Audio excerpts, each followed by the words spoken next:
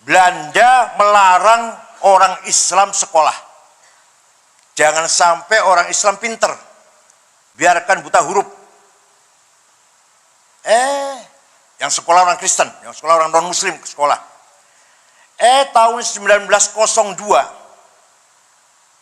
mendadak Belanda memperbolehkan orang Islam pribumi sekolah. Tahun 1902. Kiai-kiai NU, begitu Belanda, belum ada NU, kiai-kiai pesantren. Begitu Belanda membolehkan sekolah, malah kiai pesantren mengharamkan sekolah Belanda. Assalamualaikum warahmatullahi wabarakatuh. Alhamdulillahirobbil alamin. Oke sahabat-sahabat sekalian, semoga kita semua senantiasa diberikan kesehatan jasmani maupun rohani sehingga dapat melaksanakan kewajiban atau aktivitas rutin kita masing-masing. Amin ya robbal alamin. Dalam video kali ini Gus Santri akan mempersembahkan tausiah agama dari ulama ahli sunnah wal jamaah lainnya, yang juga dalam setiap tausiahnya selalu menambah wawasan dalam beragama dan bersosial serta mencintai sejarah bangsa Indonesia ini. Siapakah beliau? Beliau adalah Profesor Dr. Kiai Haji Said Aqil Siraj. Oke sahabat-sahabat sekalian, mari kita dengarkan bersama tausiah agama atau ceramah agama yang disampaikan oleh beliau, Profesor Dr. Kiai Haji Said Aqil Siraj ini. Assalamualaikum warahmatullahi wabarakatuh. Alhamdulillah, wassalatu wassalamu ala sayyidina wa maulana wa syafi'ina wa habibina Muhammad Rasulillah wa ala alihi wa sahbihi wa man tabi'a sunnatahu wa jama'atah min yaumina hadha ila yaumil ba'thi wan nahdhah. Ashabal fadilah, hadratil masyayikh wal asatid, ashabal ma'ahid, ashabat turkis sufiyah al-mu'tabarah an-nahdiyah, ashab al-madaris al-islamiyah, sayyidi wa maulai hadratis syekh Kiai Haji Dr. Ahmad Mustafa Bisri Mustafa atalallahu baqa'ah dhukhran lana wal ummah, al-mukarram akhil aziz Kiai Haji Yahya Saquf Rais Jamiat Nahdlatul Ulama, a'azzahullah bi'izzih wa akramahu bikaramih. Sadati wa sayyidati anisati ashabi wa zumala'i abna'i wa banati wal hudur, al-mukarram Gus Bauddin bin Nyayu Hanid binti Fatimah binti Sofiyah binti Hafsah binti Ma'sum. Nah, Kiai Ma'sum itu dua dulur namanya Nyai Fadilah. Nyai Fadilah punya putri Nyai Fatimah. Nyai Fatimah punya putra Aqil. Aqil punya anak saya. Jadi saya dengan Gus Bah itu, Gus Bah panggil saya Mbah. Gus Bah itu memanggil saya Mbah. Alhamdulillah, fi hadhil lailatil mubarakah nataqi bikum bimunasabati dzikra wafatil marhumin masyayikh Rembang wa dzikra maulid Rasul sallallahu alaihi wasallam, insyaallah ala barakatillah. Insyaallah nahnu ahli syafa'ah. Allahumma kama jama'tana bi ahli masyayikh Rembang fi hadhil multaqa fi hadhil lailatil mubarakah, ijma' bainana wa bainahum fi yaumil qaik fi yaumil akhirah. Ya Allah, seperti Engkau telah mempertemukan kita dengan masyayikh Rembang, pertemukanlah kita semua nanti di akhirat juga dengan Masyaikh Rembang, almarhum al-maghfurlah Kiai Khalil Harun, Kiai Bisri Mustafa, Nyai Ma'rufah, Kiai Khalil Bisri, Kiai Mustafa ini masih 200 tahun malih masih. Ya Allah. Alhamdulillah sampai hari ini pesantren masih merupakan Al-Hisnul Hasin, benteng yang kokoh yang mempertahankan ta'alimil Islam, ta'alimil ulumil Islamiyah. Sampai sekarang belum ada duanya. Ringkas cerita, ini udah malam ringkas ceritanya lah. Belanda melarang orang Islam sekolah. Jangan sampai orang Islam pinter, biarkan buta huruf. Yang sekolah orang Kristen, yang sekolah orang non-Muslim ke sekolah. Tahun 1902,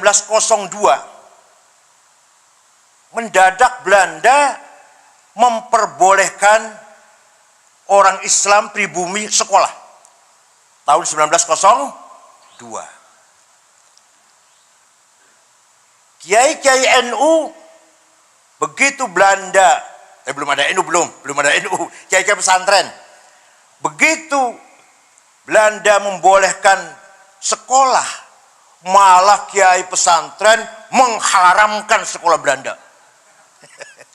Gak usah jauh-jauh, ayah saya yang baru wafat tahun 90, saya wafat tahun 90, ya Kiai Wingi ini lah, Kiai Wingi masih. Haram sekolah. Nulis dari kiri itu haram, nulis dari kanan dong. Belum lagi pakai selal pendek, walaupun laki-laki, haram. Orang teketok, Masya Allah. Pakai dasi, haram. Mungkin yang akhirat, yang neraka, malaikat Zabaniyah, melemparkan orang pakai dasi dengan dasinya itu. Dalile man tasyaba biqaumin fahuwa minhum. Bu hadis, bu athar, bu khobar, bu itu. Yang penting bahasa Arab. Barang siapa mengikuti orang lain, berarti orang itu termasuk mereka. Niru Belanda berarti termasuk Belanda. Nah, kiai-kiai malah mengharamkan sekolah Belanda.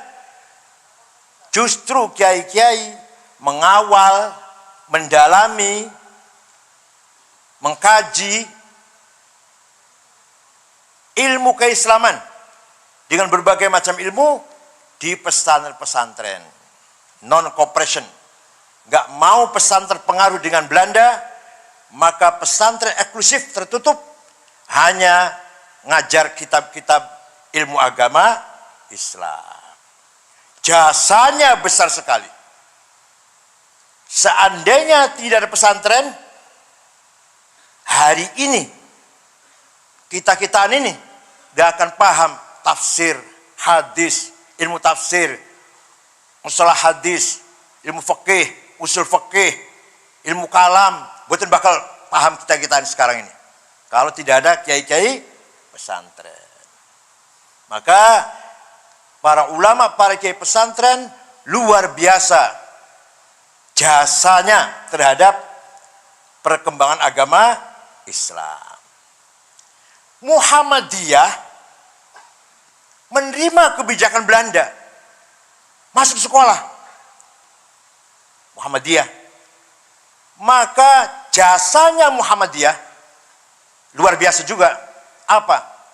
Menjaga, mengayomi, mengawal agamanya orang-orang Islam yang kerja di kantor-kantor Belanda. Orang-orang Islam, orang kota yang kerja di kantor Belanda, Islamnya tetap, boten murtad, gak ucul dari Islam, berkat dipelihara oleh Muhammadiyah. Tapi Muhammadiyah tidak ada tafakuh, tidak ada pengajian, kajian, pendalaman ilmu Islam. Makanya jadi kayak seperti ini sekarang ini yang kita saksikan. Oh ketawa, ya seperti sekarang inilah. Ada enggak di Muhammadiyah yang alim kayak Gus Baha? Jawab, ada enggak? Ada nggak Muhammad yang alim kayak Afifuddin Dimyati, Rejoso, ada nggak? Jangan nggak usah dibandingkan Kiai Sahal, Mbah Mun nggak usah, Kiai Dimyati Rois nggak usah. Dibandingkan Kiai Nom lah. Ada nggak yang alim kayak Kiai Zulfa? Itu nonton. Jadi Muhammadiyah berjasa mengawal, ngopeni umat Islam yang kerja di kantor-kantor Belanda jangan sampai murtad. Alhamdulillah berjasa besar. Lah Kiai NU berjasa besar riayah wal hifadz ta'alim min ulumiddin Islam al-Islamiyah, menjaga mengawal ilmu-ilmu keislaman.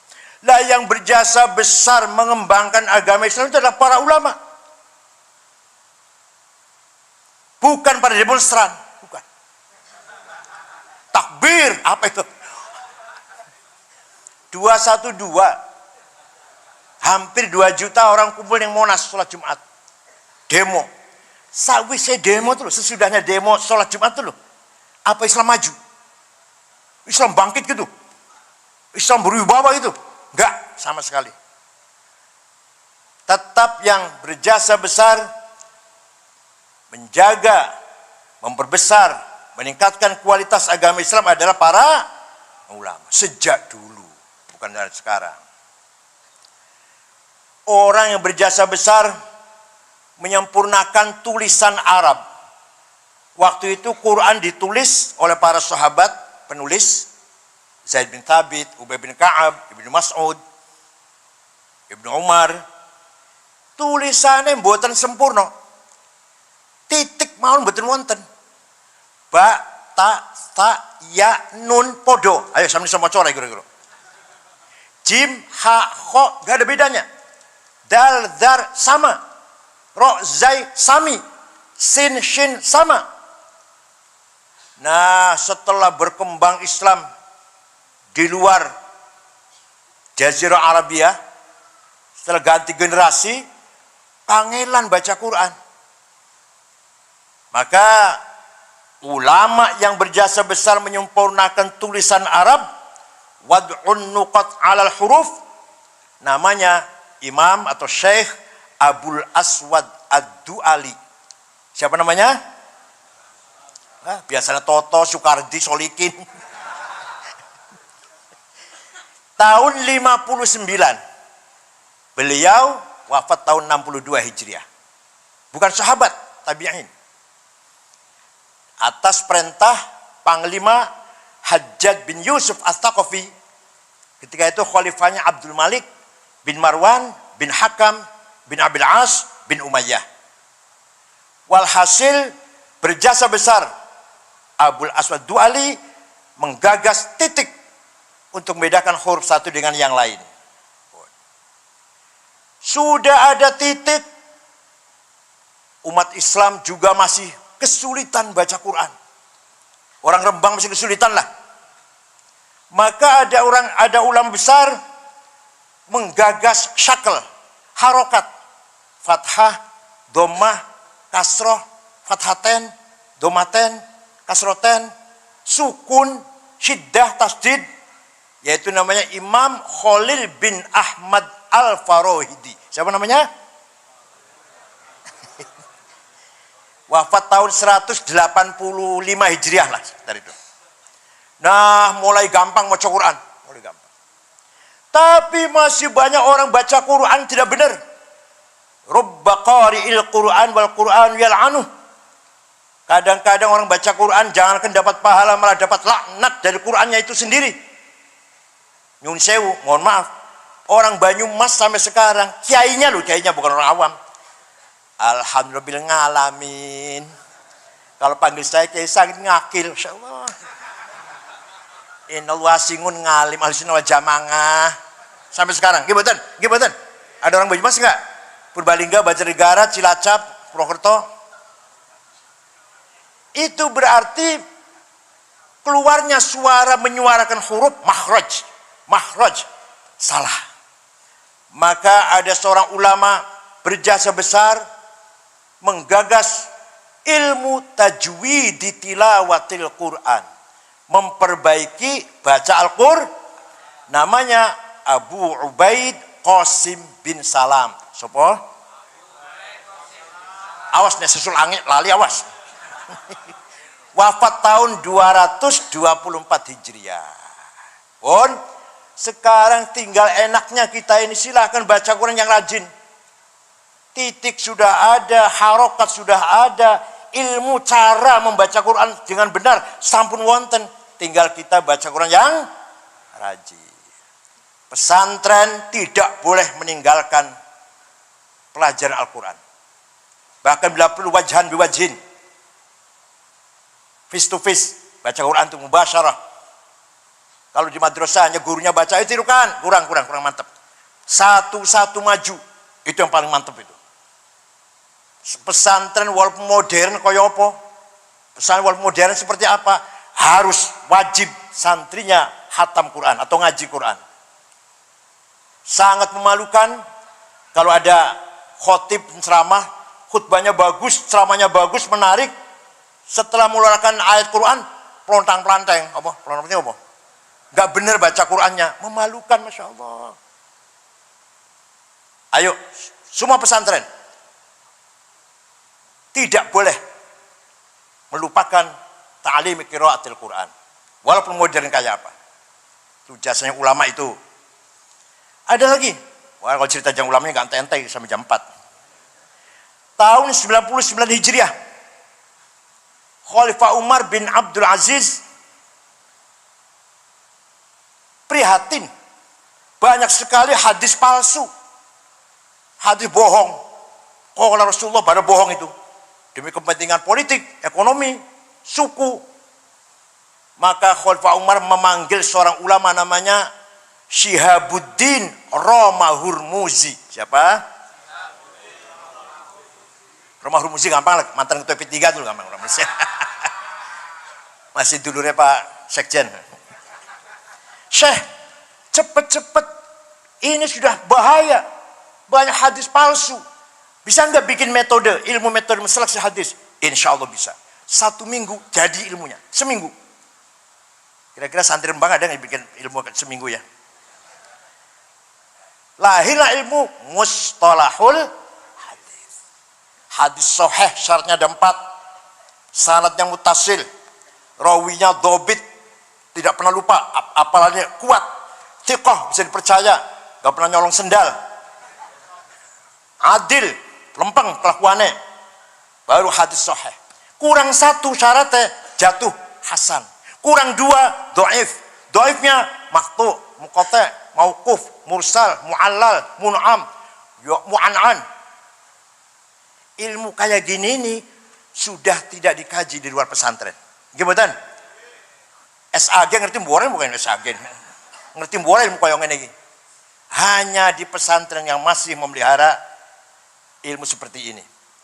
Maka lahirlah metode seleksi hadis yang benar sehingga Imam Bukhari menerapkan, mentatbikkan ilmu ini.